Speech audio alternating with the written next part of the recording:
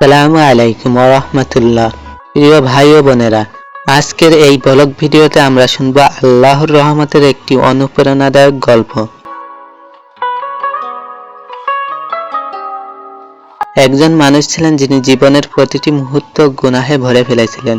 নামাজ পড়তেন না, মানুষের সাথে অন্যায় করতেন, আর আল্লাহর কথা ভুলে যেতেন। একদিন তিনি খুব অসুস্থ হয়ে পড়লেন। ডাক্তাররা বললেন, তোমার জীবনে আর বেশি সময় নেই। সে কেঁদে কেঁদে বলল, হে আল্লাহ, আমি সারা জীবন আপনার সাথে অন্যায় করেছি। এখন আমি আপনার কাছে ফিরে আসতে চাই।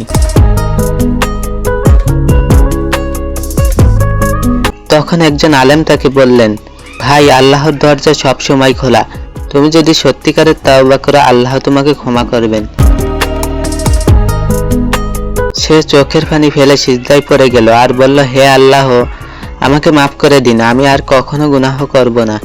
কিছুদিন পর তার মৃত্যু হলো। আল্লাহর রহমতের কারণে তাকে জান্নাত দান করল। প্রিয় ভাই ও বোনেরা, আল্লাহ কখনো তার বান্দাকে হতাশ করেন না। আমরা যত বড় গুনাহগার হই না কেন, যদি সত্যিকারের তাওবা করি, তবে আল্লাহ অবশ্যই ক্ষমা করবেন। কুরআনে আল্লাহ তাআলা বলেছেন, হে আমার বান্দারা, যারা নিজেদের ওপর সীমা লঙ্ঘন করেছ, তোমরা আল্লাহর রহমত থেকে নিরাশ হও না। নিশ্চয়ই আল্লাহ সব গুনাহ মাফ করে দেন।